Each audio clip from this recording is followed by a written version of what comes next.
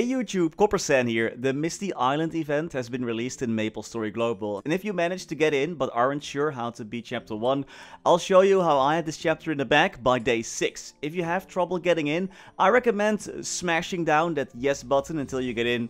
It seems that the amount of people entering the island is limited per channel, so unless you got track, hold down that yes button even though it might DC you a few times before you get in. For chapter 1, your goal is to survive up until day 10. Survive the day 9 wave and you're good to go. Easy peasy, you just have to watch out for your hunger levels, your energy levels, craft gear, build a base and hold off an unending horde of goblins. You know, no biggie. So once you load in, the first thing we're doing is looking for sticks and rocks on the ground that we can use to craft a pickaxe and an axe.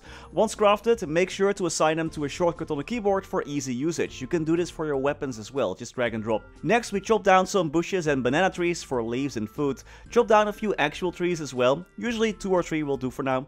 Next we're going to look for iron. I usually don't mine any rocks that do not have iron in them, no need for those. There were no iron rocks in my base, so I had to venture out. Thankfully I found a map on day 1 that had some iron veins that we could mine. If you're hungry, just slap a nearby banana tree for some quick food. With plenty of resources already in day 2, I quickly defeated 2 rabbits for some meat and head back to my base. Can we build it? Yes we can! First we craft a work table, unlocking new crafting options. We then craft a bag, campfire for cooking and a palm tent. We can use the campfire for cooking to make bigger meals that restore more action points and hunger. The tent we can use to recover action points as well if we ever run low on those. The next thing we're doing is we go to our toolbox and create a new steel axe and steel pickaxe. You'll need 1 iron plate, 1 iron rod and 1 charcoal each, costing you 5 iron and 1 wood. You need the same ingredients for both, just make sure to have enough resources on your first 2 days. You'll need a steel plate for the campfire as well, keep that in mind. I use my remaining resources to craft 2 wooden barricades. Those deal damage to monsters that touch them, and I had enough to craft 1 crossbow tower before I ran out of wood. Place down your defenses, as when the night falls on day 3, the goblins will start their attack. Getting those better tools is amazing for harvesting. Get them ASAP. You'll be a lot faster getting items with those 2. I quickly killed a few monsters as well for more meat before the night started on day 3. You don't really need weapons or armor for the day 3 attack. I do have upgraded damage though, but you should be fine even if this is your first time going in there. I'll talk more about how I upgraded my base damage later. On day 4, we repeat the previous tactic and gather as much iron and wood as we can while living off a diet of bananas and caterpillars. If you know you're going back soon, grab some additional meat that you can cook into a healthy meal. And while hunting for more iron, we hit the jackpot. We struck gold. This precious resource we can use to craft some fancy items. I gather around 23 iron, 25 wood, 37 leaves and 3 pieces of gold before we head back to the camp on day 4. Time to up our damage and defenses before we are attacked again on the night of day 6. I craft the overload sword Mark L1 because we can. This is the best sword you can get early on. If you find gold, it's a pretty good one to make, and we can also craft a bow. If you can't find any gold, definitely get the bow. This weapon is an amazing ranged piece of equipment that you can use to stay out of harm's way while hitting multiple enemies. It's also great to use when you're hunting for food. I also crafted iron plated shoes for additional movement speed and defense, a horned iron hat, you can get those tusks needed from the boars we encountered in the gold map, and I got some gladiator armor to boot. Completing the look, we craft our second crossbow tower. Now we're already able to easily hold off the wave on day 6. But wait, we're not done yet. Misty Island has various achievements that you can obtain. Those reward notes, symbols, EXP cards and level up potions.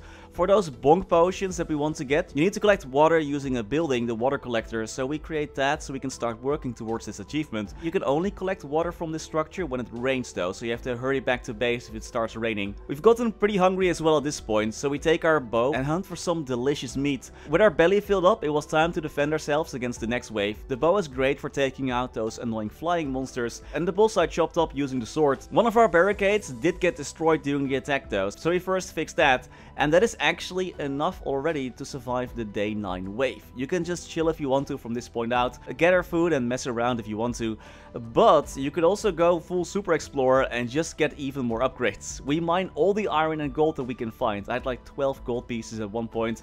Also nice, it started to rain, so we can collect the water to work on our achievement.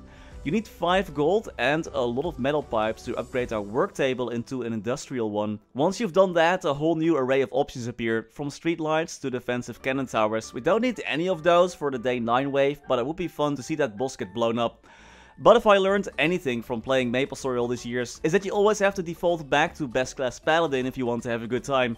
So using some gold, iron and wood, we craft a golden decorative hammer, making us a lot more paladin-like and hence a lot stronger. Prepare for the final wave by getting some more food and you should be totally fine hammering all those monsters to death. Even though we do have higher base defense thanks to our gear, I do recommend to stand behind the mega evolved shiny Blastoise. This monster can kill you if you tank too many hits. Just let your structures take the damage while you melee its legs from behind. And just like that, we clear chapter 1. Now, we're not done yet though. To get that special flammable totem, you need to clear chapter 3, but those won't unlock until later. Chapter 2 unlocks on the 21st of December and chapter 3 on the 28th of December. While running Misty Island, you can get a total of 200 exploration points per day. Those are important and will help you clear the other chapters faster. It's not like you must complete this event every day, but at least running it a few times will definitely help a lot. Earlier in the video, I mentioned that my damage was higher than the base damage everyone else has if you go in for the first time.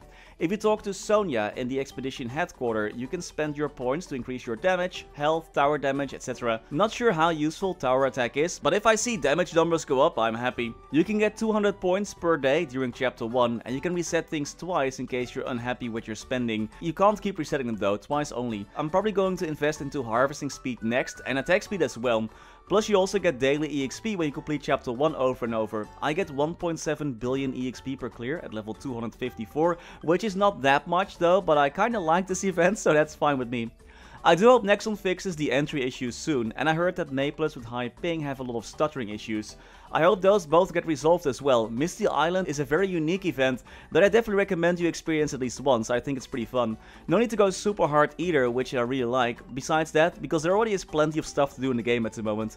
I'll be back with another video once chapter 2 drops, so I can do another guide on that one and how to clear that one easily. And that's all for today. Thank you so much for watching. I hope it helped and that you can now clear chapter 1 easily.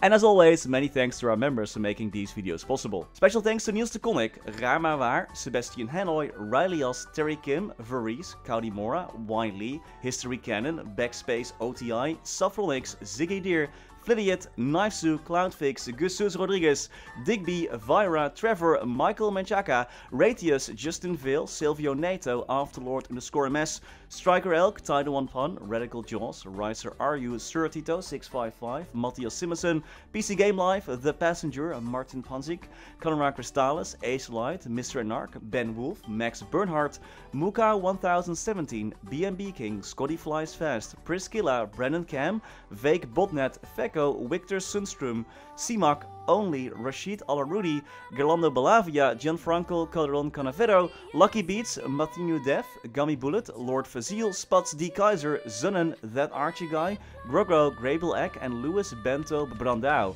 Thank you so much for watching, stay safe, and as always, happy mapling.